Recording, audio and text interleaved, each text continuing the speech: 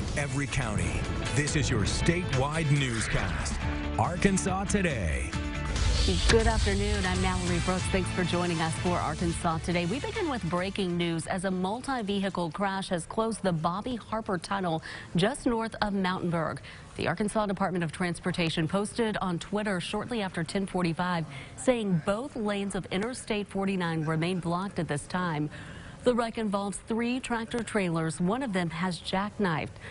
You are taking a look right now. That is a live look at where traffic is at a standstill at this time. Right now, no word on injuries or how long it will remain closed. But again, the Bobby Harper Tunnel does remain closed at this time due to that crash. We'll keep you updated. The parents of the man who drove the truck into the Walmart in Monticello earlier this week, they're speaking out. Gabrielle Pfeiffer's caught up with the pair. She has more on this story. This video hit the internet early Sunday morning, showing a Louisiana man ramming into a Monticello Walmart. His parents say there's more to the story. Jamar knows no one in Arkansas.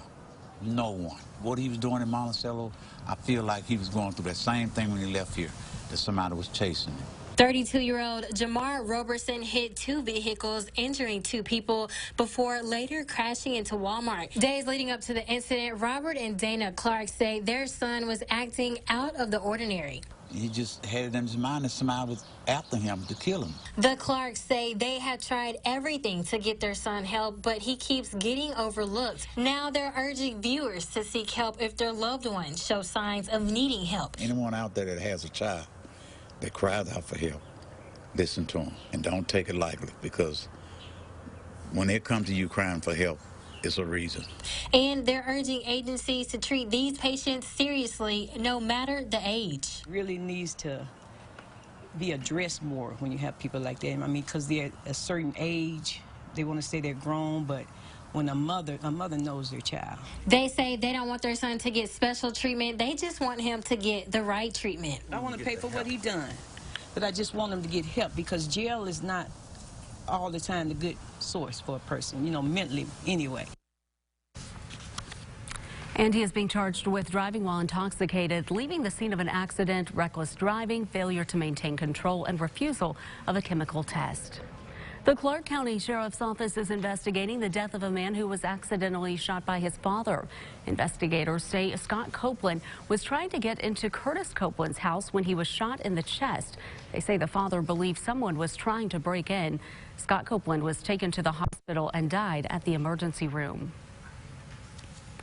The National Weather Service has confirmed there were in fact 4 tornadoes that ripped through Arkansas Monday morning, 2 in Benton County, 1 near Siloam Springs, another near Acova, a 3rd in Lafayette County, and a 4th tornado hit the town of Tyronza in Poinsett County. Governor Hutchinson says he and his administration stand shoulder to shoulder with the city and other areas of Arkansas damaged by the tornadoes. Since then, the community and multiple organizations have formed a bond trying to get through it together. Governor Hutchinson says the emergency management people in his office are working with Tyronza. Right now, Hutchinson says it's a waiting game. We have to wait and see what the damage estimates come in and whether there's reaches the level of federal or additional state resources that go in there. The tornado that struck northwest Arkansas in Rogers hit 1 mile away from Governor Hutchinson's home. He says the impact there is like the one in Tyronza. They're monitoring the storm damage and that they are with those communities affected. Many across Arkansas still cleaning up from those storms on Sunday night. A lawn and tree service owner says to be careful of being scammed by services offering to clean up. Levi Russell, the owner of Levi's Tree and Lawn Services, has been in the Rogers area helping people affected by storm damage. He says when it comes to picking a service, you should never put any money down unless the contract is written up. And he says to be aware of those gut feelings. This is kind of goes against what you're taught, but you got to be kind of judgmental in what you do whenever it comes to hiring someone. I've been turned away because I don't have the big equipment and stuff, but I understand because I've dealt with the people that have been scammed. Russell says he has had to ask for money ahead of time, but as a legit company, he always makes sure to send his clients a text or email saying how much they paid towards the total and how much is still owed. Patients are turning to medical marijuana in the natural state, but businesses are still adjusting to new policies when it comes to employees who use it. The Springdale Chamber of Commerce hosted a seminar earlier today, giving employers in Northwest Arkansas some understanding on those new policies. Bill Rogers with the Springdale Chamber of Commerce says it's important for business owners to learn how they can implement safe practices into their workplace for employees with medical marijuana cards. How the medical marijuana bill that is now in place in Arkansas affects them, how can they make sure that they don't discriminate against their employees, and how can they also understand how they can change their policies to protect their business.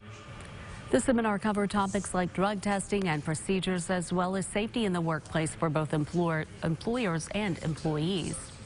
After more than a year of financial uncertainty thanks to trade tariffs and weakened markets, it appears cotton is slowly making a comeback in Arkansas and surrounding states. Croppers say the rebound is due to a variety of different reasons. Although cotton had a rough start, the season yielded one of the best crops in a while, and Mother Nature can largely be credited for that. Falling corn and soybean prices also helped to have more cotton crops planted. We got the plant matured pretty early because of the heat units we had. We didn't have rain to rot the bolls in the bottom. So we've got a healthy bottom crop, and I think that's a big contributing factor to the above average yields this year. CNN Money says right now a pound of cotton is going for just under 66 cents. That's about 10 cents more than when it hits its lowest price ever in 2016 at 55 cents.